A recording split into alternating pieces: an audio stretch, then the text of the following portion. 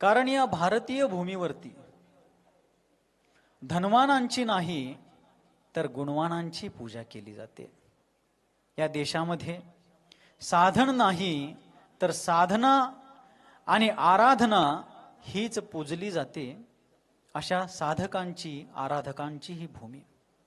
भगवान वृषभनाथांपासून महावीर स्वामींपर्यंत वर्तमान काळामध्ये 24 तीर्थंकर होऊन गेले. या वर्तमान 24 प्रमाणेच अनंत 24 भूतकाळामध्ये झालेल्या आहेत आणि अनंत अनंत 24 भविष्य काळामध्ये होतील. समजा लागले सर्वांना? मराठी सर्वांना समजते. आणि अशा या वृषभादी महावीर स्वामींपर्यंतच्या 24 तीर्थंकरांच्या अलौकिक ज्योतिर्मय परंपरेमध्ये अनेक केवली श्रुतकेवली महान ज्योतिर्धर पुरुष होऊन गेले, ज्यांनी आपल्या प्रभापुंज जीवनाच्या माध्यमातून लोकमानसातील तिमिस्रा दूर करून सर्वांच्या जीवनाला आलोकित करण्याचा, प्रकाशित करण्याचा, स्वपर कल्याणाचा महान पुरुषार्थ केला. जगामध्ये आपल्या उद्धाराबरोबर इतरांच्या हिताचा विचार करणारे स्वपर कल्याणकारी लोक फार विरळ. हे विश्व स्वार्थाने बरबटलेल्या लोकांनी भरलेलं आहे. ऐकायला लागलं ना? खरोखर कानानं का ध्यानानं? हे जग स्वार्थानं बरबटलेल्या लोकांनी भरलेलं असताना स्वतःच्या परमार्थाबरोबर इतरांनाही परमार्थाचा लाभ व्हावा म्हणून झटणारे संत लोक या भारतीय भूमीवरतीच आपल्याला दिसून येतील. म्हणून संस्कृत नीतिकारांनी एका ठिकाणी म्हटलं, शैले शैलेन माणिक्यम मौक्तिकम न गजे गजे. शैल म्हणजे पर्वत. प्रत्येक पर्वतावरती माणिक मोती मिळत नाही. शैले शैलेन माणिक्यम मौक्तिकम न गजे गजे. सर्वत्र प्रत्येक जंगलामध्ये आपल्याला हत्ती आढळतील, पण प्रत्येक हत्तीच्या गंडस्थळामध्ये गजमुक्ता असतीलच याची खात्री नाहीये. शैले शैलेन माणिक्यम मौक्तिकम न गजे गजे. साधवो नहि सर्वत्रम चंदने नाही वने वने. जंगलामध्ये हजारो लाखो वृक्ष असतात, पण चंदनाची झाडं दुर्मिळच. तसं या जगामध्ये मनुष्य म्हणून फिरणारे लोक भरपूर आहेत, पण जिनेंद्र देवांची निर्ग्रंथ मुद्रा धारण करून स्वतः भवपार होण्याबरोबर इतरांना तो मुक्तीचा मंत्र देणारे गुरुजन फार दुर्मिळ आहेत. आज गुरुपौर्णिमा आहे, एक महान उत्सव, भारतीय संस्कृतीमधला एक महान पर्व. आणि पर्व या शब्दाचा संस्कृत भाषेमध्ये अर्थ जोडणारा आहे. मूलाचार या परमागमामध्ये 10 प्रकारच्या वनस्पती सांगितल्या. किती प्रकारच्या? 10 प्रकारच्या. त्यापैकी एक वनस्पतीचं नाव आहे पर्वबीज. कसलं? पर्वबीज. उदाहरणार्थ ऊस. ऊस आहे ना आपल्या भागात, तर ऊस सर्वत्र आहे. ऊसाला पर्वबीज का म्हणतात? तर ऊसाची जी कांडी असते आणि कांडीच्या मध्ये जो डोळा असतो, बघितला असाल की? कोणी कोणी बघितलंय? जवळजवळ सगळ्यांनी बघितलंय. 2 कांड्यांना जोडणारी मध्ये जी गाठ असते, त्या गाठीला बरोबर एक डोळा असतो. तो डोळा म्हणजेच त्या ऊसाचं बीज आहे, बरोबर? मग 2 कांड्यांना जोडणारी मधली जी गाठ आहे, जसं आपल्या बोटांमध्ये पण कांडे आहेत आणि मध्ये जोडणाऱ्या रेषा आहेत की आडव्या रेषा, त्याला पण पर्व म्हणतात. जो जोडणारा असतो त्याला पर्व म्हणतात.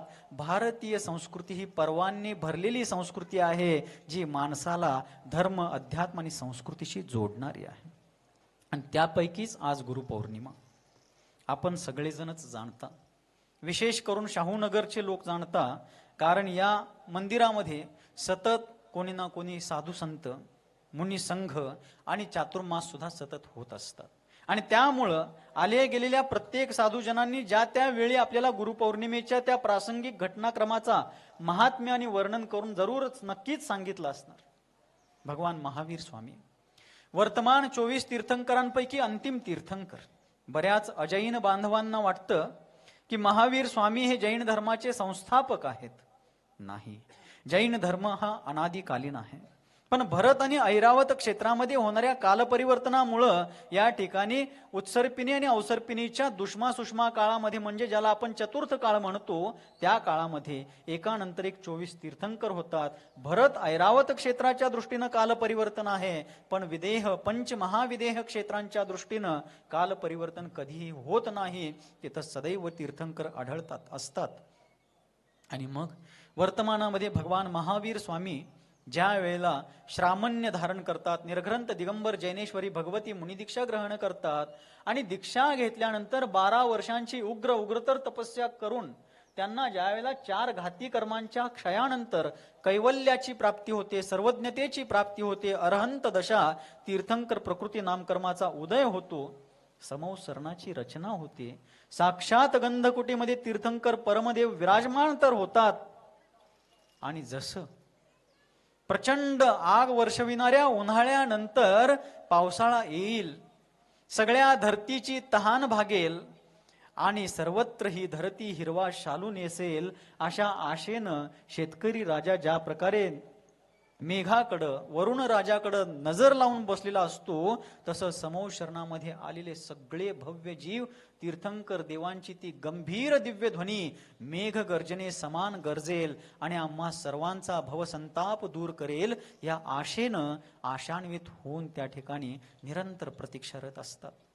परंतु 1 दिवस झाला, 2 दिवस, 5 दिवस, 10 दिवस, महिना उलटला, 2 महिने झाले, 2.25 महिने होत आले, 65 दिवस झाले. किती दिवस? 65. तुम्ही सगळेजण खरं सांगायचं, शेजाऱ्यांची शपथ आहे तुम्हाला, खरं सांगायला पाहिजे म्हणून शपथ घालायला लागलो. समजा तुमच्या माहेरचे कोणतर फार दिवस, काही महिने, 1 वर्ष 2 वर्ष येऊ शकले नाहीत, लॉकडाऊन लागल्यावरती कसे आले नव्हते, तसं आले नव्हते, आणि आता लॉकडाऊन वगैरे सगळ्या समस्या मिटलेल्या आहेत, आणि आता माहेरची लोक येण्यासाठी तुम्हाला फोन करून सांगितल्यात ना बरखद्यान, आणि त्यांना यायची वेळ तुम्हाला सांगून सुद्धा यायला थोडा वेळ झाला, काय करताय खरं सांगा? शपथ आहे तुम्हाला शेजाऱ्यांची. आत कामाकडे लक्ष कमी, सारखे बागला तेरेदा, खिडकी तेरेदा, ಹೊರಗ ನೋಡೋದಾ, फोन ಮಾಡೋದಾ, करताय का नाही खरं सांगा? आपल्या नात्या गोत्यातली कोणीतरी माणसं जर येणार असतील, मायेची, ऋणानुबंधाची, आपुलकीची, जिव्हाळ्याची, आतड्याची, तर माणसाला एवढं वर खाली होतंय, आकुळता निर्माण होते. तर ज्यांनी संसार संतापाचा दाह दूर करणारी ती महान देशना देणार होते, त्यांची दिव्यध्वनी खिरत नसताना त्यासाठी आतुरलेल्या भव्य जीवांची किती तगमग होत असेल, किती आतुरता झाली असेल. आणि तेव्हा साक्षात देवराज सौधर्म इंद्र कुठं असता तो? उद्या या टायमाला इथले सुद्धा सौधर्म इंद्र निश्चित झालेले असणार. काय झालेले असणार? निश्चित झालेले असणार. कोण होतंय बघूया. पैसेवालेच होतात असं काहीही नाही, पुण्यवाले जीवच होणार. मग त्यांच्याकडे पैसे असतील, कदाचित अचानक येतील. हा धर्म पुण्य आणि भावना प्रधान धर्म आहे. आणि म्हणून आचार्य सांगतात की ज्या वेळेला त्या जीवांची अशी आकुळता होऊ लागली की प्रभूंची दिव्यध्वनी का होत नाही आहे, तेव्हा देवराज स्वर्गातल्या, पहिल्या स्वर्गातल्या इंद्रानं, सौधर्म इंद्रानं अवधी ज्ञानानं विचार केला. मग काय सौधर्म इंद्राजवळ अवधी ज्ञान त्याच दिवशी आलं काय हो? कधी आलं सांगा?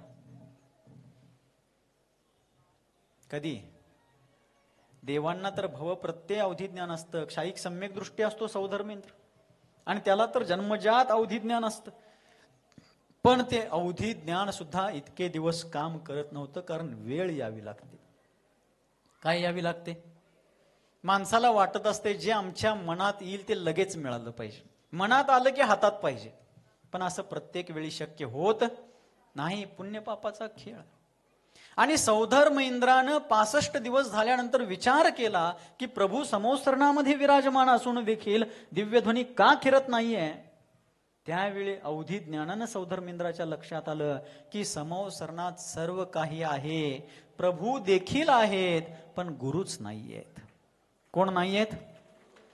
गुरु नाहीयेत. लक्ष देऊन ऐकायचं, फार लक्ष पाहिजे. समोसरणात सर्व काही आहे, अष्टमहाप्रातिहार आहेत, अष्टमंगल द्रव्य आहेत, अशोक वृक्ष आहेत, चतुर्दिशेला 4 मानस्तंभ आहेत, 20,000 पायऱ्यांनी उंचीला प्राप्त झालेला समौसरण आहे. प्रभू साक्षात विराजमान असतानाच 12 सभांमध्ये 3ही गतीतले जीव तुडुंब भरलेले आहेत. 8 ज्या भूमी आहेत त्या सर्वत्र संपन्नतेला प्राप्त झालेल्या असताना कशाचीही दुसरी उणीव नाही, पण एक उणीव आहे. कशाची? गुरूंची. प्रभू आहेत पण गुरु नाही आहेत. आणि गुरूंची महिमा काय ती फक्त भारतीय संस्कृतीच सांगते. कारण भारतीय संस्कृतीला सोडलं तर जगातल्या सगळ्या देशांमध्ये गॉड आहेत, पण भारतामध्ये गॉड बरोबरच गुरु देखील आहेत. म्हणून भारतीय संस्कृतीचा डंका जगाच्या पटलावरती वाजत असतो. एका हिंदी विचारकांनी एका ठिकाणी सांगितलं, प्रभू तो बात करते नहीं, प्रभू को वास्ता क्या है.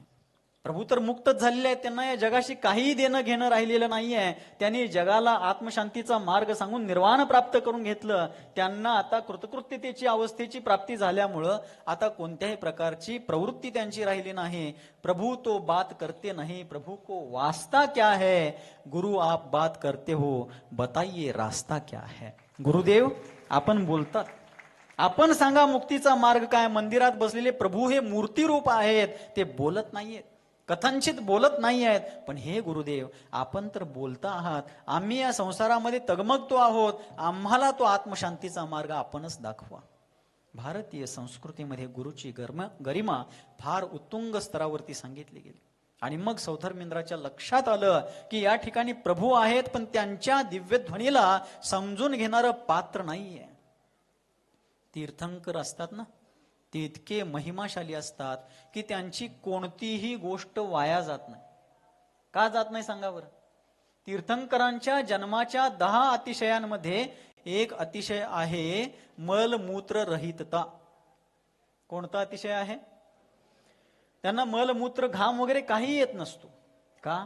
तर त्यांनी अन्नजलाचं सेवन करतात, पण त्यांनी ग्रहण केलेल्या अन्नजलाचं मलमूत्र आदी घृणित पदार्थांमध्ये कन्व्हर्सेशन होत नाही, परिवर्तन होत नाही. त्यांची कोणतीही गोष्ट वाया जात नाही. खाल्लेलं अन्न सुद्धा मल रूपानं परिणमन होऊन वाया जात नसेल तर दिव्यध्वनी कशी वाया जाईल. पण ती आजपर्यंत खिरली का नाही? कारण 12 सभांमध्ये सगळे असंख्य जीव बसले होते, पण त्या दिव्यध्वनीचा गूढ अर्थ उमगणारा त्यात कोणीही पात्र नव्हता. आणि ती दिव्यध्वनी खिरून सुद्धा कोणाला कळणारच नव्हती, म्हणून ती वाया गेली नाही, दिव्यध्वनी खिरलीच नाही. मग त्या दिव्यध्वनीला झेलणारा पात्र पाहिजे. आचार्य विद्यासागरजी महाराजांनी एक दोहा लिहिला, स्वर्ण पात्र में शेरनी दुग्ध टिके नान्यत्र. काय म्हणतात? स्वर्ण पात्र में शेरनी दुग्ध टिके नान्यत्र, आत्मपात्र में शेष भी गुण टिकते एकत्र. म्हणजे अर्थ काय? सिंहिणीचं दूध असतं ना, गाईचं दूध, म्हैशीचं दूध, इतर कोणत्याही प्राण्यांचं दूध पितळीच्या भांड्यामध्ये, स्टीलच्या भांड्यामध्ये, जर्मनच्या भांड्यामध्ये, चांदीच्या भांड्यामध्ये, कुठल्याही भांड्यामध्ये ते टिकू शकतं यथायोग्य. पण सिंहिणीचं दूध एक अट आहे की ते सोन्याच्या भांड्यात ठेवलं तरच टिकतं, नाहीतर फुटतं. आता ते कशात टिकतं कशात फुटतं हा निराळा भाग आहे. पण सिंहिणीचं दूध काढणारा किती बहाद्दर असेल, नाही का? तर सिंहिणीचं दूध काढणारा जेवढा बहाद्दर पाहिजे, तसं वीर प्रभुरूपी सिंहाचं दूध काढणारा म्हणजे दिव्य ध्वनीला घेणारा, झेलणारा, समजून घेणारा आणि समजून देणारा किती बहाद्दर पाहिजे. म्हणजे गणधर परमेष्ठी त्या ठिकाणी पाहिजेत. हे ज्या वेळेला सौधर्मेंद्रांच्या लक्षात आलं त्यावेळेला लक्षात घ्या सगळ्यांनी, काय लक्षात घ्यायचं आहे की ज्या वेळेला सौधर्मेंद्रांनी जाणलं की गणधर परमेष्ठी नाही आहेत, ते जाणल्यानंतर पुनश्च प्रश्न निर्माण झाला की गणधर नाही आहेत हे ठीक आहे, पण गणधर बनणार कोण? जीवांची भवितव्यता. आणि त्यावेळी अवधी ज्ञानानंच त्यांनी जाणलं की इंद्रभूती गौतम. कोण? इंद्रभूती गौतम नावाचा एक वेदांतामध्ये पारंगत असणारा तपस्वी, जो प्रकांड वेदांताचा ज्ञानी आहे, पण घनघोर मिथ्यादृष्टी आहे, अंधश्रद्धानी आहे. स्वतःला तीर्थंकर समजतो, असा तो इंद्रभूती गौतम महावीर स्वामींचा पट्टशिष्य प्रधान शिष्य बनणार आहे, तोच गणधर बनणार आहे. त्याच्याच द्वारे दिव्यध्वनीचा प्रचार प्रसार आणि गूढार्थ स्पष्ट होणार आहे. सौधर्म इंद्राला सुद्धा आश्चर्य वाटलं. जो जीव मिथ्या दृष्टी असून देखील स्वतःला तीर्थंकर समजतो, महावीर स्वामींच्या बरोबर प्रतिस्पर्धा करू इच्छितो, मला माझ्याशिवाय या जगामध्ये कोणीच सर्वज्ञ नाही, कोणीच ज्ञानी नाही, असा अहंकाराचा स्तोम ज्याच्या अंतःकरणामध्ये माजलेला आहे, तो जीव तीर्थंकर देवांचा गणधर कसा बनेल? तरी देखील अवधी ज्ञानानं स्पष्टपणे जाणल्यानंतर सौधर्मेंद्र विचार करतात की हेच सत्य आहे. आणि काहीही करून इंद्रभूती गौतमाला महावीर स्वामींच्या चरणी आणलं पाहिजे, पण तो अहंकारी आहे. तो येणार कसा? अहंकार, इगो इज द एनिमी. जगामध्ये, जगाच्या पाठीवरती माणसाचा खरा शत्रू जर कोण असेल तर तो अहंकार आहे. आचार्य विद्यासागरजी महाराजांनी म्हटलं, जो मानते हैं स्वयं को सबसे बडे है. ऐका लागलाय? खरंच ऐका लागलाय? ते म्हणतात, जो मानते हैं स्वयं को सबसे बड़े हैं वे बहुत दूर अभी धर्म से खडे हैं. माझ्यासारखा मोठा कोणच नाही, माझ्यासारखा ज्ञानी कोण नाही, माझ्यासारखा विद्वान कोण नाही, माझ्यासारखं प्रवचन कोणाला येत नाही, माझ्या एवढे पैसे कोणाजवळ नाहीत, माझ्या एवढं दान कोणाला द्यायला जमत नाही, माझ्या एवढी जमीन कोणाजवळ नाही. कशाचाही अहंकार असू द्या, जो मानते हैं स्वयं को सबसे बड़े हैं वे बहुत दूर अभी धर्म से खडे. कशाचा अहंकार हो? एका उर्दू कवींनी एका ठिकाणी म्हटलेलं आहे, कल जो तन के चलते थे अपनी शान और शौकत पर. तनके म्हणजे ताठून. कल जो तन के चलते थे अपनी शान और शौकत पर शम्मा तक नहीं जलती आज उनकी तुरबत पर. आपल्या वैभव ऐश्वर्य आणि संपदेवरती जे ताठून चालत होते, आज त्यांच्या स्मृतीस्थळावरती एक मेणबत्ती सुद्धा जाळायला कोण नाहीये. कशाचा गर्व माणसाला? आणि म्हणून एका विचारकांनी सांगितलं की माणसाचं पोट, दोन गोष्टी सांगितल्या त्याने, माणसाचं पोट आणि अहंकार. किती गोष्टी झाल्या? दोन. माणसाचं पोट आणि अहंकार या दोन गोष्टी जर कमी झाल्या तर दोन माणसं आरामात एकमेकाला मिठी मारू शकतात. पोट लई झालं तरी पण मिठी मारायला अवघड होते. पोटाचं काय तर होईल, किमान ऍक्शन तर करता येईल, पण अहंकाराची सूक्ष्म भिंत ज्या वेळेला दोन माणसांच्या मध्ये उभी राहते त्यावेळेला दोन सक्के भाऊ सुद्धा, सगळे भाई सक्के भाऊ, लय अभ्यास आहे तुमचा त्या बाबतीत, अनुभवी माणसं आहे तुम्ही. सक्के भाऊ पक्के वैरी होतात. अहंकार. आणि मग सौधर्म इंद्रानं विचार केला, हा अहंकारी इंद्रभूती गौतम महावीर स्वामींच्या चरणी येणार कसा? त्यावेळेला तो काहीही करून महावीर स्वामींच्या चरणी आला पाहिजे. हा इंद्रभूती गौतम तिथं आला पाहिजे. हा सौधर्म इंद्राच्या अंतःकरणातला एक आंतरिक मार्दव भाव होता. आणि म्हणून सौधर्म इंद्र, लक्षात घ्या, अंतःकरणापासून सांगायला लागलोय, उद्या सौधर्म इंद्राचा सवाल होणार आहे. सौधर्म इंद्र कसा असला पाहिजे? फक्त मी सवाल घेतलोय म्हणून मी सांगीन त्या पद्धतीनं पूजा झाली पाहिजे. मी पैसे दिलोय सवालाला, मी पैसे मोजलोय म्हणून मी सांगेन तिकडनं मिरवणूक गेली पाहिजे. मी पैसे सवाल देऊन घेतलोय, पैसे देऊन सवाल घेतलोय म्हणून मी आल्यावर पूजा चालू झाली पाहिजे, मी दिले गेल्यावर ते झालं पाहिजे. असा अहंकार करायचा असेल तर सवालच घेऊ नका. कारण इथं विनम्र होऊन यायचं आहे. काय होऊन यायचंय? तुम्ही चप्पल घालून मंदिरला येता, जे कोणी येत असाल चप्पल घालून, चप्पल कुठं सोडता हो? कुठं? गेटवर. गेटावर. चप्पल कुठं सोडता? गेटवर. का बरं? याक बरे, चप्पल गेटवर का सोडता? कारण ते अपवित्र आहेत. बरोबर? चप्पल अपवित्र आहेत, गलिच्छ आहेत, म्हणून त्याला दूर गेटवरती सोडता. जिथं चप्पल सोडून आत प्रवेश करता तिथंच आपल्या कोणत्याही गोष्टीचा जो असेल तो अहंकार त्या चप्पल जवळच ठेवायचा आणि आत मंदिरात प्रवेश करायचा. आपण तर साधी माणसं आहोत. 5-10 लाख रुपये, 5-25 लाख रुपयांचा सवाल घेऊ, फार तर 50 लाखाचा घेऊ. पण साक्षात जो सौधर्म इंद्र असतो, क्षायिक सम्यक दृष्टी, समजून घ्यायचं नीट.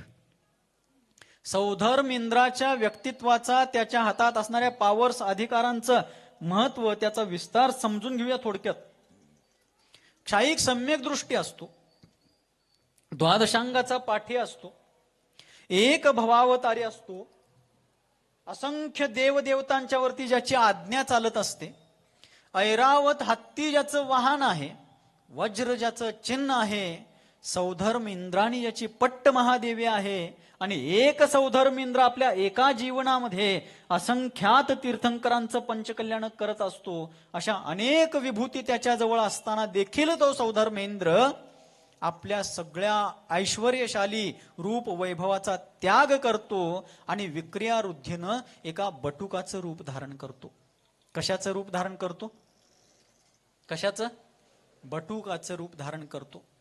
कारण इंद्रभूती गौतम हा ब्राह्मण वर्णाचा असतो. कोणत्या वर्णाचा?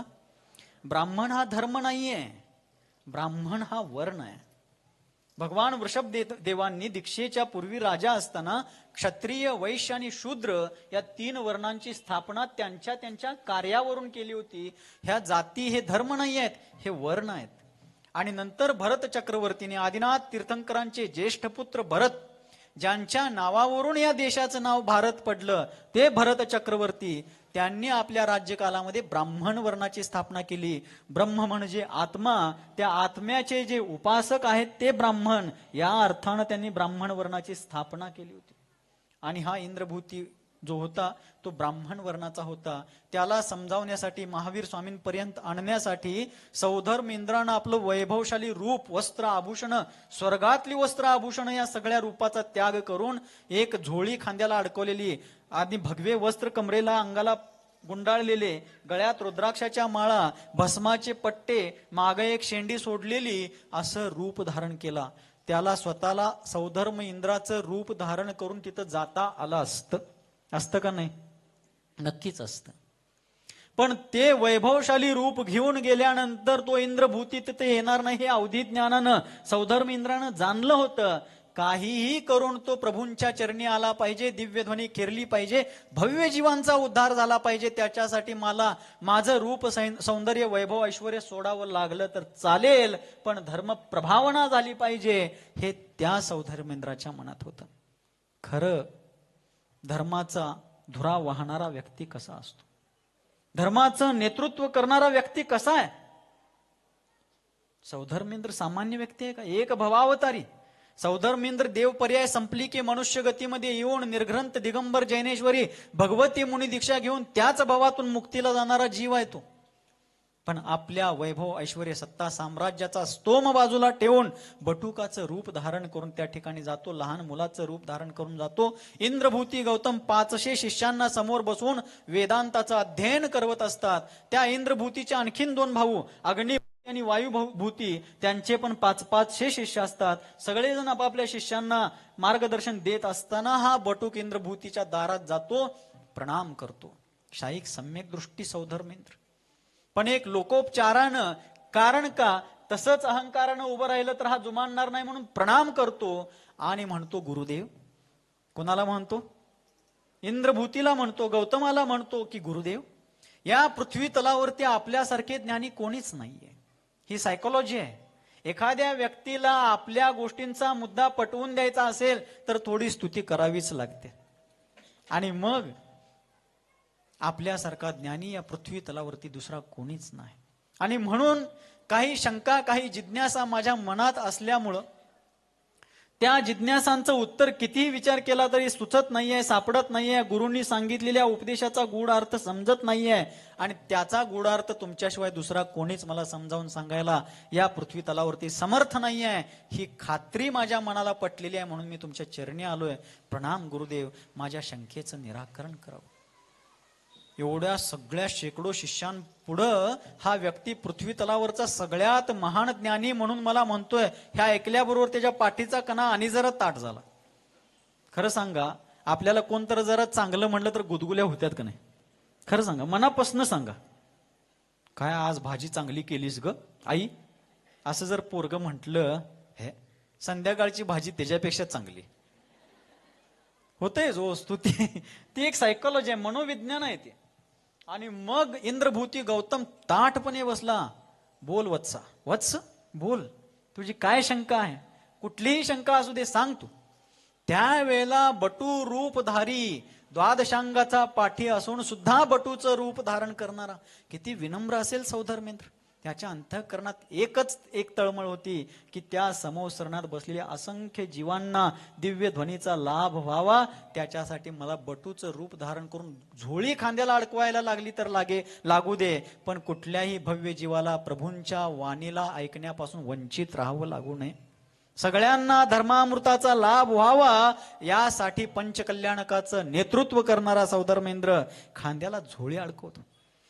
ऐरावत हत्तीवरनं कायम येणारा सौधर्मेंद्र अनवानी पायानं चालत त्या ठिकाणी जातो.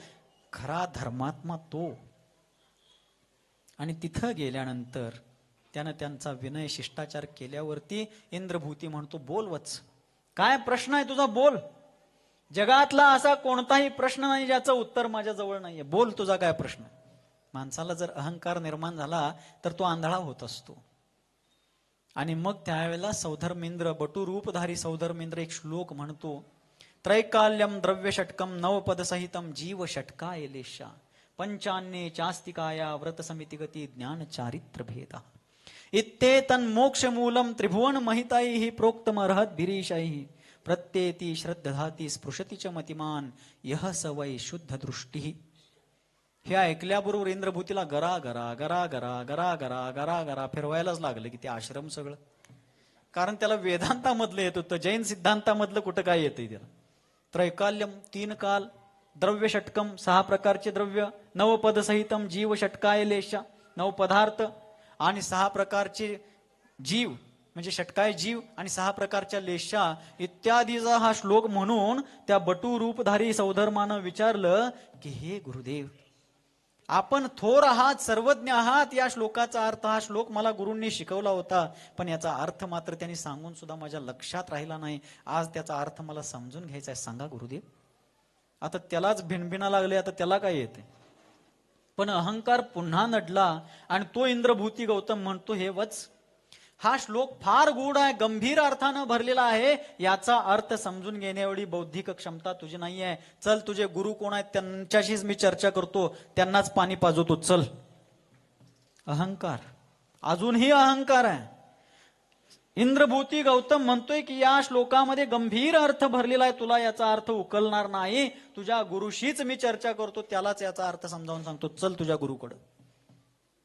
इंद्रभूतीला उठताना पाहून बटू रूपधारी सौधर्म इंद्राच्या अंतःकरणामध्ये आनंदाचे कारंजे, आपल्याला लाडांचे कारंजे माहिती आहेत, पण त्या इंद्रभूतीच्या उठतानाच्या त्या प्रयत्नाला पाहून त्या बटू रूपधारी सौधर्म इंद्राच्या अंतःकरणामध्ये आनंदाचे कारंजे उमटू लागले, उसळू लागले. ही झोळी अडकवलेली त्याला क्षुद्रतेचं प्रतीक वाटत नाहीये, उलट त्याला वाटू लागलं, आज माझी झोळी प्रभूंच्या दिव्य ध्वनीनं भरण्यासाठीच हा येतोय, चला स्वागत आहे म्हणा लागला मनातल्या मनात. माणूस मनानं मोठा असला पाहिजे, परिस्थिती कशी का असे ना. 2 पंक्ती मी नेहमी सांगत असतो, कंटाळा आलाय काय, यावाग बिडता यान ठांकी. आणि मग त्यावेळी 2 पंक्ती मी नेहमी सांगत असतो, फार प्रेरक आहेत, फार मार्मिक आहेत. एका विचारकांनी सांगितलं, महल सोने का मिट्टी पर खडा होता है. सोन्याचा महाल असला तरी कशावर उभा राहणार आहे तो? मादनाईक साहेब बोला, डोलकाय आलाय काय? महल सोने का, भेऊ नका, हत्तीवर बसवणार आहेत. महल सोने का मिट्टी पर खडा होता है. सोन्याचा असला तरी कशावर उभारतोय तो? मातीवरच उभा राहतोय. महल सोने का मिट्टी पर खडा होता है, वही महल एक दिन मिट्टी पर पडा होता है. महाल सोन्याचा होता, दिमागदारपणे चमकत होता, पण पुण्य कायम राहत नसतं. मी म्हणणारे चक्रवर्ती मातीत मिसळलेले आहेत. शलाका पुरुष काळाच्या पडद्याआड गेलेले आहेत. आपण कोणत्या झाडाचा पाला, चिंचेच्या का बाभळीच्या? बोला बोला, दोन्हीपैकी कोणतं चॉईस करता? सामान्य माणसं आपण. महल सोने का मिट्टी पर खड़ा होता है, वही महल एक दिन मिट्टी पर पड़ा होता है. वजन इंसान का तराजू पर मत तोलो. माणूस किती मोठा आहे त्याचं वजन तराजूत घालून त्याचं वजन करू नका. माणसाचा मोठेपणा तराजूत घालून मोजता येत नाही. महल सोने का मिट्टी पर खड़ा होता है, वही महल एक दिन मिट्टी पर पड़ा होता है। वजन इंसान का तराजू पर मत तौलो, क्योंकि आदमी तन से नहीं मन से बड़ा होता है। आदमी तन से नहीं मन से बड़ा होता है। ज्याच्या जवळ मनाचा मोठेपणा तोच मोठा माणूस. एका मराठी विचारवंतांनी सांगितलं, मोठा माणूस तो नव्हे जो स्वतःला मोठा म्हणतो. ऐका लागलाय? त्या साहित्यकारांनी सांगितलं की मोठा माणूस तो नव्हे जो स्वतःला मोठा समजतो, मोठा माणूस तोच जो दुसऱ्याला लहान समजत नाही. मोठा कोण? जो दुसऱ्याला लहान समजत नाही, स्वतः उच्च दुसरा तुच्छ असं ज्याला वाटत नाही. हम बडे बाकी सब किडे असा क्षुद्र भाव ज्याच्या मनात नाही, तो मोठा माणूस. सौधर्मेंद्र विचार करतो, मला खांद्याला झोळी घ्यायला लागली तर लागू दे, पण आज समवसरणामध्ये सगळ्या असंख्य जीवांची झोळी, अंतःकरणातली दिव्य ध्वनी ऐकण्यासाठी उत्कंठा असलेली ती श्रद्धारूपी झोळी प्रभूंच्या वाणीला ऐकून भरणार असेल तर मी झोळी आयुष्यभर घेतो म्हणतोय तो. आणि मग इंद्रभूती गौतम तो आपल्या आसनावरनं उठत असताना त्याच वेळी स्वर्गातल्या देवांची विमानं भगवंतांच्या समोसरणाच्या दिशेनं चाललेली होती. 5:15 वाजत आलेत, आणखीन थोडा वेळ. किती वाजेपर्यंत? 6. लय कॅपॅसिटी आहे बाबानो तुमची. आणि त्यावेळी चालेल ना थोडा वेळ? लोकशाही आहे हो, सगळ्यांच्या मतानुसार करावं. आपल्या मताचं करायचं सगळ्यांच्या मतानुसार. आणि मग इंद्रभूती गौतम ज्या वेळेला जाण्यासाठी उठत असतो त्याच वेळी आकाशातनं देवांची विमानं प्रभूंच्या समोशरणाकडे जात असताना त्या इंद्रभूती गौतमाच्या शिष्याने सांगितलं की गुरुदेव ते बघा स्वर्गातल्या देवांची विमानं या लागलेत. त्यावेळेला इंद्रभूती पुन्हा म्हणतो, अरे मी सर्वज्ञ आहे, माझ्या दर्शनासाठी ते स्वर्गातले देवलोक या लागलेत. अहंकार, मीपणा. आपल्या मराठी साहित्यिकांनी एका ठिकाणी सांगितलं, जीवनाचा अर्थबोध कुणाला झाला? ते म्हणतात, पक्व फळापरी सहजपणाने. पक्व म्हणजे पिकलेलं. पक्व फळापरी सहजपणाने मी पण ज्यांचे गळले हो, जीवन त्यांना कळले हो. मीपणा ज्यांचा पिकलेल्या फळाप्रमाणे गळून पडला त्यांनाच जीवनाचं महत्व, मूल्य आणि प्रयोजन समजलेलं आहे. नाहीतर बाकी तर मग चलते रहो. आणि मग इंद्रभूती गौतम उठल्यानंतर बटूक रूपधारी सौधर्मेंद्र पुढं पुढं चालू लागले. त्यांच्या पाठीमागून हे सगळे लोक चालू लागले. इंद्रभूती, वायुभूती, अग्निभूती हे 3 बंधू आणि त्यांचे 500-500 शिष्य असे ते 1500 लोक. चालता चालता सगळे लोक थोड्याच वेळात वीर प्रभूंच्या समोसरणाच्या परिसरात आले. अजून देखील इंद्रभूतीच्या अंतःकरणामध्ये गर्व आहे, दंभ आहे की या बटुकाचा कोण गुरु आहे, ज्यांना असला श्लोक सांगितला. त्रैकाल्यम द्रव्य षटकम हे काय काय सगळं त्याला बघतोच, बघूयाच त्याला आज. अहंकार होता. आणि मग समोसरणाच्या दिशेनं तरा तरा तरा तरा जात असताना अगदी जवळ आला. पुण्य पापाचा खेळ आहे आणि समोसरणाच्या जवळ आलेला आहे. समोसरणाच्या जवळ आल्यानंतर काही अंतरावरूनच समोसरणाच्या 4 बाजूला आपल्या मंदिराच्या समोर मानस्तंभ आहे. मंदिर कशाचं प्रतीक आहे हो महाराज? तुम्हाला कालच सांगितलंय, तुम्हाला इथं सांगायला आणलंय, विचारायला आणलेलं. हा, त्यामुळे तुम्हीच सांगायचं ते कशाचं आहे. गतारे सांगताय काय? तुम्ही गेट वरच का उभारलाय? काय तर विचारलं, तिकडल्या तिकडं सटकायला बरं. होय, आज हे मंदिर समोशरणाचं प्रतिनिधित्व करणारं प्रतीक आहे. का तर चतुर्थ काळात साक्षात समोशरण आणि साक्षात तीर्थंकर असायचे. या पंचम काळामध्ये साक्षात समोशरण नाही आहे, साक्षात तीर्थंकर नाही आहेत, तर त्या समोशरणाचं प्रतीक म्हणजे मंदिर आहे. त्या समोशरणाच्या 4 दिशेला 4 दरवाजे, 4 रस्ते असायचे आणि प्रत्येक द्वारावरती मानस्तंभ असायचा. इंद्रभूती गौतम आपल्या बंधूंसमवेत, शिष्यांसमवेत त्या सौधर्मेंद्राच्या, बटू रूपधारी सौधर्मेंद्राच्या पाठीमागून आले, जवळ आले आणि दुरूनच त्या समोसरणाच्या मानस्तंभाचं दर्शन झालं. मानस्तंभाचं दर्शन झाल्याबरोबर, मानस्तंभ कशाला म्हणतात महाराज?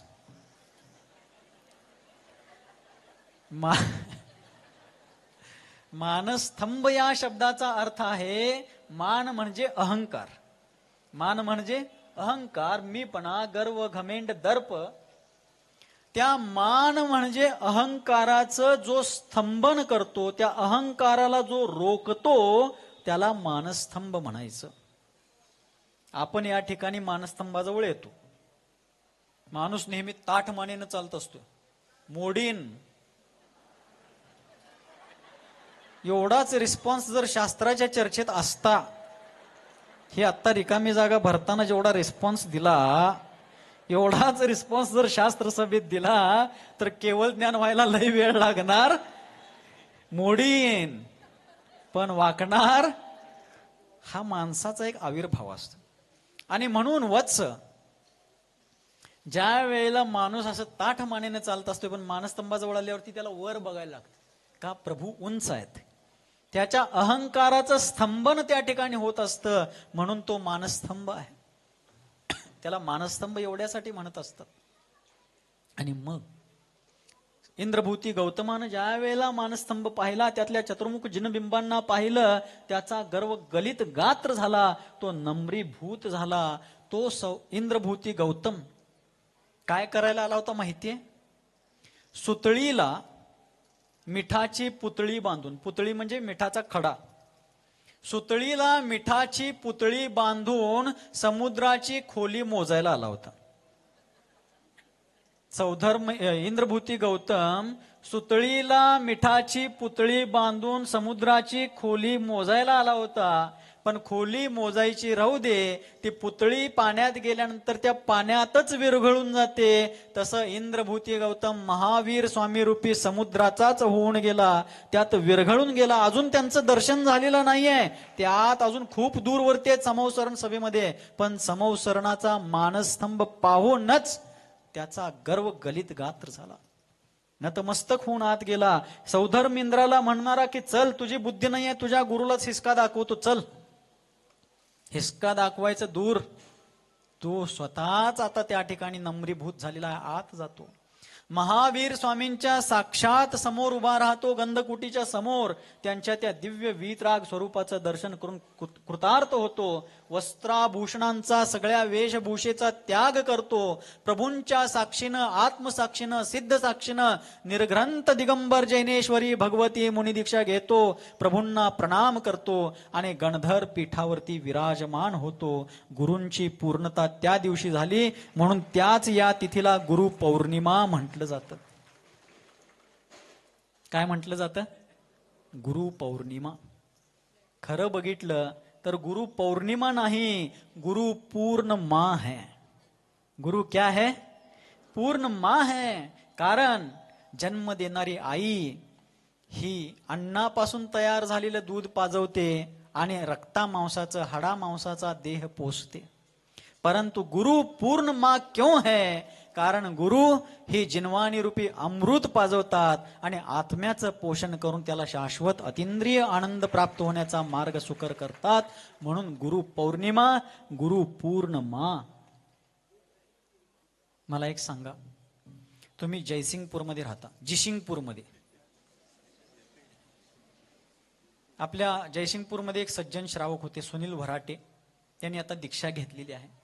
त्यांच्या मुलीचा मुलगा, पूर्वाश्रमीचा नातू, आम्ही राजस्थानकडून आल्यानंतर लहान होता एकदम, आणि सारखं येणार, महाराज जिशिंगपूरला या, महाराज जिशिंगपूरला या म्हणणार. ते त्याला जयसिंगपूर म्हणता येणार नाही, जिशिंगपूरला या. मला एक सांगा, आपण जयसिंगपूरमध्ये राहता, सांगलीकडे जाण्याचा जेव्हा प्रसंग येतो त्यावेळेला याच अंकली पुलावरनं जाता. नदी पार करण्याची दोन साधनं आहेत. नदी पार करण्याची दोन साधनं, एक नदीवरचा पूल आणि दुसरी नाव, नौका, होडी. पूल, सेतू, पूल आणि नौकामध्ये काय फरक आहे? अंतर काय? महाराज सारखं सांगायला लावू नका. पूल आणि नाव यात फरक काय? फार मोठा फरक आहे. पूल जिथं आहे तिथंच आहे, त्याच्यावरनं हजारो लाखो लोक ये जा करतात अलीकडं पलीकडं, पण तो जिथल्या तिथंच आहे. पण नाव स्वतः ऐल तीरावरून पैल तीरावर जाते आणि जे त्याच्यात बसतात त्यांनाही घेऊन जाते. तसं गुरु स्वतः संसाराच्या ऐल तीरावरून मुक्तीच्या पैल तीरावर चाललेत. जे शरण येतील त्यांना सुद्धा घेऊन पलीकडे जातात. शिष्या अनुग्रह कुसले धम्मा इरिये सदा वंदे. रोज म्हणतो की आपण आचार्य वंदनामध्ये शिष्यांचा संग्रह आणि अनुग्रह करणाऱ्या त्या धर्माचार्यांना मी विनम्र भावी वंदन करतो, असा त्या प्राकृत पंक्तीचा अर्थ आहे. असे गुरु आज समौशरणामध्ये आले. आता थोडा विचार करूया. काही मिनिटांपूर्वी जो घनघोर मिथ्या दृष्टी होता, प्रचंड मिथ्यात्वाचा अहंकार, दर्प, गर्व, घमेंड आणि अनंतानुबंधी कषायाचा मान कषाय ज्याच्यामध्ये माजलेला होता, काही मिनिटांनंतर तो महावीर स्वामींच्या समौशरणातला मात्र दर्शनार्थी झाला नाही. एक सामान्य मुनी बनला नाही, साक्षात प्रधान शिष्य गौतम गणधर बनला. कसली भवितव्यता. म्हणून समंतभद्र आचार्य देवांनी सुपार्श्वनाथ तीर्थंकरांची स्तुती करत असताना स्वयंभू स्तोत्रामध्ये सांगितलं, अलंघ्य शक्तीर भवितव्यतेयम हेतुद्वया विष्कृत कार्यलिंगा. भवितव्यता एक अलंघ्य शक्ती आहे, कोणी तिचं उल्लंघन करू शकत नाही. आणि भगवान कुंदकुंद आचार्य देव जे श्रमण संस्कृतीच्या अनंत आकाश गंगेतले अक्षय नक्षत्र आहेत, अशा कुंदकुंद देवांनी नियमसार परमागमामध्ये सांगितलं, नाना जीवा नाना कम्मा नाना लद्धी हवी. या जगामध्ये अनंत जीव आहेत, त्यांची अनेक प्रकारची कर्म आहेत आणि जशी कर्म आहेत तशी त्यांची त्यांची बुद्धी आहे. म्हणून कुणालाही हिनवायचं, कुणालाही तुच्छ लेखायचं, कुणालाही कधीही घालून पाडून वागणूक द्यायची, कुणाशीही अजिबात वाईट वागायचं आणि तसं वागल्याशिवाय राहायचं. हे रे माझ्या मागल्या, होय का चावायला लागत नाही, घटा घटा जाते आत. बघा, त्या समौस्तरणामध्ये कित्येक वर्षांपासूनचे महावीर स्वामींच्या दीक्षेच्या अगोदर दीक्षा घेतलेली कितीतरी मुनी होती. पार्श्वनाथ भगवंतांच्या शासन काळामध्ये दीक्षा घेतलेले कितीतरी मुनी होते. ते मुनीच राहिले. पण एक मिथ्यादृष्टी असणारा, वेद वेदांताचा पारंगत असणारा, महावीर स्वामींच्या पेक्षाही मी मोठा ज्ञानी आहे असं स्वतःला समजणारा आज त्या ठिकाणी गणधर झाला. आपल्या शाळेमध्ये सुद्धा अशीच एक गोष्ट होती, सश्याची आणि कासवाची स्पर्धा. म्हणून मी पुढा आहे, मी धर्मात्मा आहे, मी फार ज्ञानी आहे, मी फार मोठा आहे, मी असा आहे, मी तसा. कशाचा गर्व. थोड्या वेळापूर्वी जो मिथ्या दृष्टी होता तो आता द्वादशांगाचा फक्त ज्ञानी झाला नाही, तर प्रभूंच्या अनक्षरात्मक दिव्य ध्वनीला समजून घेऊन त्याचं द्वादशांग सूत्ररूपानं रचना करणारा आणि त्याचा अर्थ संपूर्ण जगाला प्रकाशित करून दाखवणारा गणधर झाला. म्हणून कधीही मी पुढं तो माग याचा अहंकार करायला नको. आपल्या मराठी साहित्यकारांनी 2 ओळी फार मार्मिक सांगितल्या की चालणारे 2 पाय किती विसंगत. काय म्हणतात? चालणारे 2 पाय किती विसंगत, एक पुढे असतो एक मागे असतो. चालणारे 2 पाय किती विसंगत, एक पुढे असतो एक मागे असतो. पुढच्याला अभिमान नाही, मागच्याला अपमान नाही. पुढच्याला असा अहंकार नाही की मी पुढा आहे म्हणून, मागच्याला अपमान वाटत नाही की मी मागं पडलो बाबा म्हणून. चालणारे 2 पाय किती विसंगत, एक पुढे असतो एक मागे असतो. पुढच्याला अभिमान नाही, मागच्याला अपमान नाही, कारण त्यांना माहित आहे हे क्षणात बदलणार आहे. याचंच नाव जीवन आहे. पुढचा पाय लगेच पुढच्या क्षणी मागं पडणार आहे, मागचा लगेच पुढे जाणार आहे. कशाचा अहंकार हो, कशाचा. म्हणून माणसानं नम्रतेनं गेलं तर तो कडेपर्यंत जातो, नक्कीच जातो.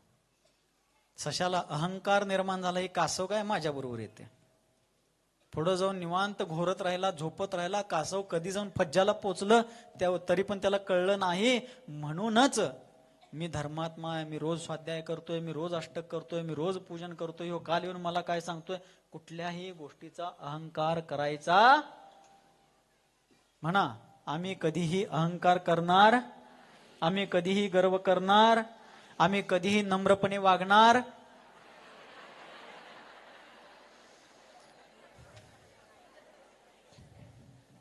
ಏರ್ಲಿ ನಮ್ ಒಳಗೆ ಐತೆಲ್ಲ ಅಷ್ಟು ನಡೀತಿದ್. ಅಷ್ಟೈತ್ರ ನಡೀತಿದ್, ಭಾಳ ಆಯ್ತ್ರ ಖರೆ ನಡೆಯಂಗಿಲ್ಲ. ಏನಾಗಂಗಿಲ್ಲ, अजिबात ನಡೆಯಂಗಿಲ್ಲ. गौतम स्वामी समौसरणामध्ये विराजमान झाले आणि तेव्हापासून प्रभूंची दिव्य ध्वनी त्याच्या दुसऱ्या दिवशीपासून खेरायला चालू झाली. उद्याच्या दिवशीला आपण सगळेजण दरवर्षी वीर शासन जयंती म्हणतो. का हो? कंटाळा आलाय? अजून अर्धा तास घेणार आहे मी. बोला, काय म्हणणं आहे तुमचं? चालेल ना थोडा वेळ? उद्याच्या तिथीला वीर शासन जयंती का म्हणतात? कारण मागच्या तीर्थंकरांचा अंतिम उपदेश ज्या वेळेला होतो, पार्श्वनाथ भगवंतांनी शेवटचा उपदेश देऊन जेव्हा ते निर्वाणी गेले, मोक्ष प्राप्त करून घेतले, त्याच्यानंतर जोपर्यंत पुढच्या तीर्थंकरांचा म्हणजे महावीर तीर्थंकरांचा प्रथम उपदेश होत नाही, तोपर्यंत त्यांच्या अगोदरच्या तीर्थंकरांचाच शासनकाळ मानला जातो. शासन म्हणजे तीर्थ, धर्मतीर्थ, त्यांचा उपदेश, त्याला सुद्धा शासन म्हणतात. मग आजची तिथी जी आहे गुरुपौर्णिमेची, या तिथीपर्यंत पार्श्वनाथ स्वामींच्या उपदेशानुसारच सगळ्यांचा धर्म पुरुषार्थ चालू होता. उद्याच्या तिथीला पहिल्यांदा 66व्या दिवशी, केवळ ज्ञानाच्या प्राप्तीनंतरच्या 66व्या दिवशी महावीर स्वामींची दिव्यध्वनी प्रथमतः उद्याच्या तिथीला कीर्ते. मग उद्यापासून महावीर स्वामींचा शासनकाल चालू होतो. हा इतिहास आहे. म्हणून आजची तिथी ही गुरुपौर्णिमा आहे. उद्याची तिथी ही वीर शासन जयंती.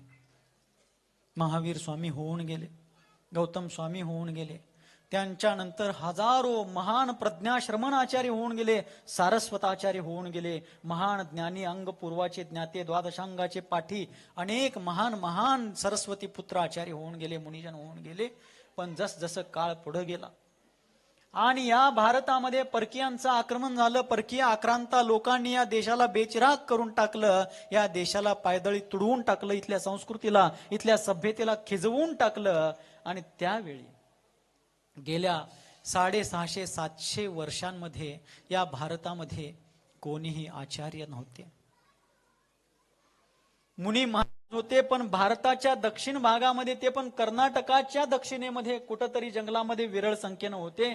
आणि मुघलांच्या काळामध्ये, आदिलशाही, निजामशाही, कुतुबशाही, ज्या त्या सल्तनतींच्या काळामध्ये अत्यंत प्रचंड तणावाखाली असणारा सामाजिक वर्ग, धार्मिक वर्ग, आणि त्यांची ती स्थिती असताना मुनी महाराज सुद्धा त्यावेळच्या सत्ताधीशांच्या त्या आक्रमणामुळं असा सहज विहार करू शकत नव्हते. परंतु जेव्हा अमावस्येची रात्र लोकांना निराशेकडे घेऊन जाते, जीवनाची दशा सगळीच मावळू लागते, आशा सगळी अत्यंत दयनीय दशेला प्राप्त होऊ लागते, त्यावेळी टाचा घासणाऱ्या माणुसकीला नवसंजीवनी देण्यासाठी जसा सूर्योदय होतो, तसाच 1872 साली एक धर्मसूर्य पुन्हा उदित झाला. सत्यवती आणि भीमगोंडांच्या पोटी चारित्री चक्रवर्ती आचार्य शांतीसागरजी महाराज. जसं महावीर स्वामी केवली होऊन, तीर्थंकर होऊन सुद्धा गुरूंच्या अनुपस्थितीमुळं, गणधरांच्या अनुपस्थितीमुळं दिव्यध्वनी फिरू शकली नाही, तसंच त्या 650-700 वर्षांच्या कालावधीमध्ये या भारतवर्षामध्ये कोणीही दिगंबर जैन आचार्य नव्हते. सगळा जैन समाज, सगळा धार्मिक समाज त्राहिमामच्या स्थितीमध्ये पोहोचलेला असताना त्या महाश्रमणानं, त्या महामहिम महात्म्यानं आपल्या शिरावरती धर्माची धुरा घेतली. ऐका लागलाय खरंच? शांतीसागर महाराजांचे उपकार मी नेहमी सांगत असतो. माझ्या अल्पबुद्धी अल्पशक्तीला अनुसरून जे गुरुदेवांच्याकडून, सन्मती सागर आचार्य देवांच्याकडून ऐकलं, थोडंफार त्यांच्या चरित्रातून समजून घेतलं, त्याच्या आधारे की जितके उपकार या भरत क्षेत्रावरती, या भारत देशावरती धार्मिक दृष्ट्या आदिनाथ भगवंतांचे आहेत, तितकेच उपकार एका दृष्टीनं आचार्य शांतीसागरजी महाराजांचे आहेत. का म्हणून विचारायचं एक जण तर कोणीतरी धाडस दाखवा की, महाराज आदिनाथ तीर्थंकरांच्या बरोबर शांतीसागर महाराजांना ठेवताय काय? विचारा बघू एकदा. आमच्या मंदिरचे मूळ नायक आहेत आदिनाथ भगवान, आणि तुम्ही शांतीसागर महाराजांना त्यांच्या लेवलला ठेवताय? विचारता एक जण, कोणतर मला विचारायलाच पाहिजे झाले. विचारला? बघा, आदिनाथ भगवान स्वतः तीर्थंकर होते, राजे होते. त्यांचे वडील स्वतः महाराज नाभिराज राजे होते. आदिनाथ भगवंतांचे ज्येष्ठ पुत्र भरत या भरत क्षेत्राचे षटखंड पृथ्वीचे राजे होते. बाकीचे सगळे पुत्र तीर्थंकरांनी वाटून दिलेल्या राज्याचे राजे होते आणि ते सगळेच धर्माला अनुकूल होते. शांतीसागर महाराज आदिनाथ भगवान राजाचे कुलकराचे पुत्र होते आणि शांतीसागर महाराज एका साध्या जमीनदाराचे पुत्र होते. आदिनाथ भगवंतांचे पुत्र आणि त्यांचे इतर सगळे राजे सुद्धा धर्माला अनुकूल होते. शांतीसागर महाराजांच्या काळात इंग्रजांचं थैमान या भारताच्या छाताडावरती नंगा नाच करत होतं. आदिनाथ भगवान वज्र वृषभ नाराज सहनाचे धारक होते. शांतीसागर महाराज हीन शारीरिक बलाचे धारक होते. आज आदिनाथ भगवान जन्मताच अवधी ज्ञानाचे धारक होते. पंचकल्याणकांचे स्वामी होते. शांतीसागर महाराज एक सामान्य माणसाचे पुत्र होते. कोणताही कल्याणक राहू द्या, स्वतःचं कल्याण करून घ्यायची सुद्धा अनुकूलता त्यांच्या काळात नव्हती. ही परिस्थिती होती. आदिनाथ भगवंतांनी जेव्हा दीक्षा घेतली, ऐका लागलाय, खरंच ऐकायलाय का उगाच माझ्या समाधानासाठी? एक एकदा काय होते, सभा जर लेट झाली तर वक्त्याचं भाषण ऐकून लोक कंटाळून सुद्धा टाळ्या वाजवतात तो थांबावं म्हणून, पण वक्त्याला चेव येतो. ही बहुतेक मला प्रतिसादच द्यायला लागलेत वाटतं. माझ्या समाधानासाठी म्हणायचं नाही, ऐकायला लागलोय म्हणायचं नाही. कंटाळा आलाय काय, थांबू. शांतीसागर आचार्यांनी आपल्या जीवनाचं बलिदान या संस्कृतीसाठी दिलंय. आपण ते बलिदान फक्त ऐकायचंय थोडा वेळ. आजचा भाषा बुडला तर काय बलिदान हो. हे जर 1947च्या आधी तुम्ही असता तर एवढं लेट झालं नसतं स्वातंत्र्याला. असू दे, येईल. काय चाललं होतं? आदिनाथ भगवंतांनी जेव्हा दीक्षा घेतली तेव्हा 4000 राजांनी त्यांच्यासोबत दीक्षा घेतली. किती हजार राजांनी? आदिनाथ महाराजांच्या बरोबर 4000 राजे मुनी बनले. इथं शांतीसागर महाराजांच्या बरोबर दुसरा कोण मुनी व्हायचं राहू दे, त्यांना दीक्षा देणारे गुरुच विचारतात, बाबा रे हो काळ लय कठीण आहे, दीक्षा घ्यायचं सोपं नाही, तू कशाला दीक्षा घ्यायला लागलायस? परिस्थितीचं आकलन करा. आदिनाथ भगवंतांच्या बरोबर किती लोकांनी दीक्षा घेतली? ती कोण साधी माणसं नव्हती, सगळे राजे होते. राजांनी 4000 दीक्षा घेतली. इथं शांतीसागर महाराजांचे गुरुच त्यांना म्हणायला लागल्यात, हो काळ बाबा दीक्षा घेऊन व्रत पाळण्यासारखा नाही आहे, सगळीकडे धर्माला बंधनं आहेत, तू कशाला घ्यायला लागलायस ही दीक्षा, घरात राहूनच धर्म कर. तशा परिस्थितीमध्ये श्रामण्याची धुरा, जिन धर्माचा रथ आणि त्याचा जो आपल्या खांद्यावरती घेऊन तो धर्म धुरंधर या रस्त्यावरती महावीरांच्या महामार्गावरती चालू लागला आणि त्या धर्मरथाला त्याने गतिमान केलं. असे ते श्रीमान आचार्यदेव शांतीसागरजी महाराज, ज्यांचा उपकार या भरत क्षेत्रावरती आदिनाथ स्वामींच्या इतकाच म्हणावा लागेल. मी सार्थ आत्मविश्वासानं सांगू इच्छितो की चतुर्थ काळामध्ये कोणत्या काळामध्ये? चतुर्थ काळामध्ये भगवान बनणं एका अपेक्षेनं सोपं आहे. चतुर्थ काळामध्ये भगवान बनणं एका अपेक्षेनं सोपं आहे. पण पंचम काळात आणि त्यातही 20व्या शतकात शांतीसागर बनणं कुठल्या येऱ्या गबाळ्याचं काम नाही. ते फक्त शांतीसागर महाराजच करू जाणतात. असे आचार्यदेव होऊन गेले. अशी गुरु परंपरा या भारतवर्षाला, या श्रमण संस्कृतीला लाभली. आमचा देश गुरुजनांचा देश, आमचा देश महान साधू संतांचा देश. अजून तास 2 तास तरी बोलावं असं वाटलं, खरं घड्याळ टेन्शन द्यायला लागलंय, तरी आपण धैर्यानं ऐकत आहात, त्याबद्दल आपलंही मनस्वी अभिनंदन. आचार्य शांतीसागरजी महाराज जे या भारतवर्षाला धर्माची नवसंजीवनी देतात, जीर्ण शीर्ण झालेल्या श्रमण संस्कृतीचा जीर्णोद्धार करतात, झुकलेल्या वाकलेल्या गलित गात्र मानवतेचा पुनरुद्धार करतात आणि मोक्ष मार्ग प्रशस्त करतात. रस्ता नसताना नवीन रस्ता निर्माण करणं एका दृष्टीनं थोडंसं अवघड आहे. तयार असणाऱ्या रस्त्यावरती चालणं आणखीन जरा सोपं आहे. पण तयार रस्ता काही कारणानं मोडकळीला येतो, त्याच्या आसपास अनेक पाऊलवाटा निर्माण होतात आणि मुख्य रस्ता कोणताही ओळखायचं ज्यावेळेला अवघड असतं, त्यावेळेला आपल्या प्रज्ञेच्या बळावरती, बुद्धीच्या बळावरती, जन्मजन्मांतराच्या अनुभवाच्या सामर्थ्यावरती या सगळ्या पाऊलवाटांमधून जाणारा मुख्य महामार्ग कोणता, तो उमगून घेणे, त्याच्यावर स्वतः चालणे आणि इतरांना चालवणे, हे फक्त शांतीसागरांच्या सारखे महात्मेच करू शकतात. तसं कार्य शांतीसागर महाराजांनी केलं. त्यांच्या वेळेला लोक धर्म म्हणजे काय समजत नव्हते. श्रावकांना श्रावक शब्दाचा परिचय सुद्धा माहीत नव्हता. आहारदान कसं द्यायचं, आदिनाथ भगवंतांच्या वेळेला पण लोकांना नवदा भक्ती माहीत नव्हती. आणि शांतीसागर महाराजांच्या सुद्धा लोक नवदा भक्ती विसरले होते. आहारदान कितीतरी दिवस त्यांना मिळालं नाही. किती सांगावं त्यांच्याबद्दल, आणि कितीही सांगितलं तरी त्यांचं चरित्र संपणार आहे का शांतीसागर महाराजांचं? नाही संपणार ते. असे महान आचार्य शांतीसागरचे महाराज आज गुरुपौर्णिमेच्या दिवशी थोडंफार तुम्हाला जे काही सांगितलं त्याच्याबद्दल मला थोडी दक्षिणा पाहिजे. कोण कोण देता? महाराज काय पाहिजे ते आधी सांगा. आमच्या बजेटमध्ये बसत असलं तर देताव. चांद शरदवाडची लोक आलेत हो. चांद शरदवाड, येळगुड, सांगाव तिकडे देताव, घेताव, खाताव, पिताव असं म्हणतात. कोण कोण गुरुदक्षिणा देणार सांगा. एक दोघं चौघं धाडस करून हात वर करलेत, बाकीची निवांत आहेत. पहिला त्यांचं काय होतं ते बघूया, मग आपण काय तर करूया हालचाल. काहीही नको.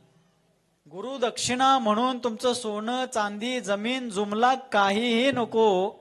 कदाचित तुमच्यापैकी काही लोक देतच असतील, पण जे देत नसतील त्यांनी जेव्हा जेव्हा अष्टक पूजन कराल तेव्हा तेव्हा एक अर्घ्य आचार्य शांतीसागर महाराजांना द्या. हीच माझी गुरुदक्षिणा. कारण विचारा की, कारण हेच की शांती सागर आहेत म्हणून हे सगळे सागर आहेत. शांती सागर नाहीत तर सागर सोडा, नद्या नाल्या आणि वड्या वगळी सुद्धा मिळणार नाहीत. ही शांती सागर आचार्य देवांची कृपा आहे. सदैव त्यांचा जय जयकार आपल्या मंदिरांमधून झाला पाहिजे. सदैव त्यांच्या नावाचा डंका आपण वाजवत राहिला पाहिजे. त्यांच्या उपकारांचा, त्यांच्या दिलेल्या योगदान बलिदानांचं वारसा, त्या ज्ञानाचा वारसा पुढच्या पिढीला आम्ही दिला पाहिजे, पटवून दिला पाहिजे, समजावून दिला पाहिजे की त्यांनी आमच्यासाठी काय केलेलं. अशी गुरु परंपरा या भारतामध्ये, मी मगाशी सांगितलं की या भारतामध्ये गुरूंची कीर्ती किती अगाध आहे. रावणानं एक स्वप्न बघितलं होतं की समुद्राचं सगळं पाणी गोड करून टाकीन, जगातले सगळे पर्वत सोन्याचे बनवून टाकीन, स्वर्गाला शिडी लावीन, इत्यादी स्वप्नांपैकी एकही स्वप्न रावण पूर्ण करू शकला नाही, कारण त्याला खरे गुरु कधी भेटले नाहीत. पण या भारतामध्ये गुरूंची गरिमा फार मोठी आहे. विदेशामध्ये गॉड आहे पण गुरु नाही. आमच्या देशात गॉड पण आहे आणि गुरु पण आहेत, आणि त्या गुरूंची गरिमा केवढी. 1927 साली आचार्य महाराजांनी आपला चातुर्मास कुंभोज बाहुबलीमध्ये केला, बाहुबली क्षेत्रावरती शांतीसागर महाराजांनी. आणि त्या 1927 सालच्या चातुर्मास मध्ये त्यांची उत्कट भावना झाली की शाश्वत सिद्ध क्षेत्र सम्मेद शिखरजीचं दर्शन करायचं. लोकांनी लगेच त्यांच्या भावनेला उचलून धरलं, चला महाराज. काही लोक भीती घालू लागले, महाराज तिकडे शतकानुशतके कोण दिगंबर मुनी गेले नाहीत, तुम्ही चाललाय तिकडे गुंड लोक, डाकू लोक, दरोडेखोर, मोठमोठी जंगलं, कसं होणार. महाराज म्हणाले, ज्यानं जीवनाची आशा सोडून दिली त्यांना डाकूंची कसली भीती रे, मी जाणार आहे. महाराज जायला निघाले. चातुर्मासानंतर ते सांगली करून मिरज मार्गे पुढे गेले. पण ज्या वेळेला पुढे चालले होते, देश पारतंत्र्यामध्ये होतं, अनेक संस्थानं होती. सांगलीत पटवर्धन संस्थान होतं, कुरुंदवाडचं संस्थान, कोल्हापूरला शाहू महाराज होते, अशी सगळी संस्थानं होती. तसंच कर्नाटकामध्ये निजामशाही होती. हैदराबादची निजामशाहीचं जे राज्य होतं ते इकडं गुलबर्गा या भागामध्ये सुद्धा होतं, सोलापूर पर्यंत. आणि त्या भागातून जेव्हा महाराजांचा विहार होणार होता, मुस्लिम राजवट असल्यामुळं भारतामध्ये ती राजवट मुस्लिमांची, भोपाळमध्ये पण नवाब होते, ते मुस्लिम राजवटीचं संस्थान होतं. अशा काही ठिकाणातून महाराजांचा विहार होत असताना जैन लोक जे विहारामध्ये होते त्यांनी हैदराबादच्या निजामकडे आपला प्रतिनिधी मंडळ पाठवून एक विनंती पत्र दिलं आणि त्यामध्ये विनंती केली की तुमच्या राज्यामध्ये, निजाम सल्तनतीमध्ये, निजाम संस्थानामध्ये नग्न अवस्थेमध्ये प्रवास करायला बंदी आहे, पण आमचे गुरु महाराज या गुलबर्गा मार्गे प्रवास करत करत पुढे सम्मेद शिखरजीकडे चाललेले आहेत आणि आपण कृपया आमच्या मुनी संघाला प्रवास करण्याचा, विहार करण्याचा परवाना, अनुमती पत्र द्यावं. हे प्रतिनिधी मंडळ ज्या वेळेला निजामाच्या दरबारामध्ये पोहोचलं आणि त्यांनी ते विनंती पत्र सादर केलं, त्यावेळेला निजाम आपल्या आसनावरून उठून उभे राहिले आणि म्हणाले, हे तुम्ही घेऊन आलात खरं, आमच्या राज्यामध्ये काल पण आज पण आणि उद्या पण नग्न अवस्थेमधून जायला बंदी आहे, पण देवदूतांना जायला आम्ही कधी अडवलंय? जाऊ देत की तुमचे महाराज. शांतीसागर महाराजांची महिमा. निजाम काय म्हणतात? आमच्या राज्यातून नग्न अवस्थेत जायला बंदी काल पण आज पण उद्या पण असणार आहे, पण देवदूताला जायला कधी बंदी आमच्यात नाही. तुमचे महाराज इतके तपस्वी आहेत, कधी ते इकडे आले नाहीत, पण आम्हाला त्यांच्याबद्दल ऐकून माहिती आहे, ते केव्हाही जाऊ द्यात. अशी महिमा त्यांची होती. एक दृढतापूर्वक आपण आपल्या हृदयामध्ये स्थापित करूया. कुठंतरी शांतीसागर महाराजांच्या नावाला झाकोळलं जाण्याचा प्रयत्न चालू आहे, प्रत्यक्ष परोक्ष रूपानं, पण हे कधीही शक्य होणार. पावसाळ्यामध्ये 4 महिने आकाशातले असंख्य ढग प्रयत्न करत राहतात की त्या सूर्याला कधीच बाहेर येऊ द्यायचं नाहीये, पण अशा त्या ढगांच्या तुकड्याने सूर्य कधी झाकला जाणार आहे का? तसं शांतीसागरांना झाकण्याचा प्रयत्न कोणी बाजीराव करू दे, ते कधी झाकले जाणार नाही. पण आपणही सदैव जागरूक असलो पाहिजे. आजची ही तिथी अत्यंत पवित्र पावन तिथी. गुरुदेव सन्मतीसागर आचार्य देवांचे पवित्र उपकार, पवित्र चरण शरण. इथंही त्यांचं येणं जाणं नेहमी असायचं. जेव्हा या भागात येतील, शाहूनगरला यायचे, पार्श्वनाथ मंदिरातही जायचे, जयसिंगपुरात आसपासच्या परिसरात सदैव त्यांचा विहार व्हायचा. त्यांनी आचार्य शांतीसागर महाराजांच्या या परंपरेचं जीवापाड पोषण करण्याचा प्रयत्न केला. हे मी साक्षीनं सांगू शकतो.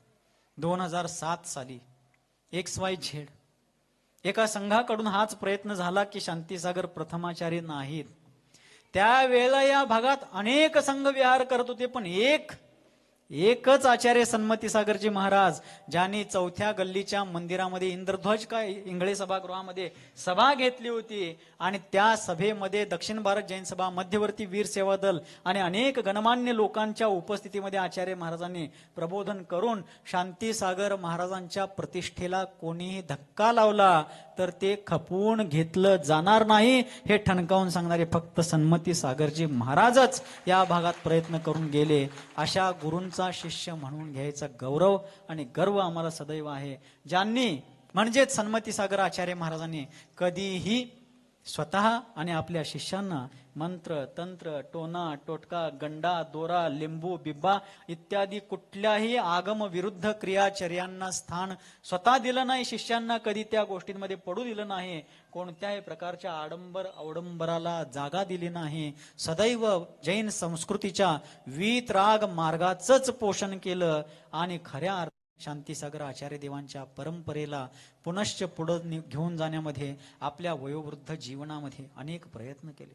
पुढे त्यांचेच शिष्य आचार्य वर्य श्री वर्धमान सागरजी महाराज, ज्यांनी या भागामध्ये सतत विहार करण्यासोबतच जीवनाच्या अंतिम टप्प्यामध्ये आचार्य शांतीसागर महाराजांच्या नंतर त्या दर्जाची समाधी साधण्याचा घोर पुरुषार्थ परवाच याच महिन्यामध्ये 5 तारखेला सिद्ध करून दाखवला. आपण सर्वांनी त्या ठिकाणी बऱ्याच लोकांनी उपस्थिती लावली होती. सल्लेखणीच्या 11व्या 12व्या दिवशी, 13व्या दिवशी समाधी झाली, पण 11-12व्या दिवशी शांतीसागर महाराजांच्या वंशाचे तुम्ही अंश आहे असं जेव्हा मी त्यांना सांगत होतो, त्यावेळेला मृत्यूशय्येवरती पडून लोक मोठमोठे खुराक घेऊन तालमीमध्ये शड्डू ठोकणारे बरेच मल्ल आहेत.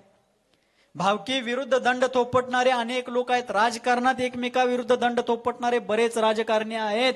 पण मृत्यूच्या शय्येवरती पडून 12 दिवस निराहार असणारा हा मल्ल 12व्या दिवशी मृत्यू विरुद्ध दंड थोपटतानाचा व्हिडिओ बघितला असाल की तुम्ही.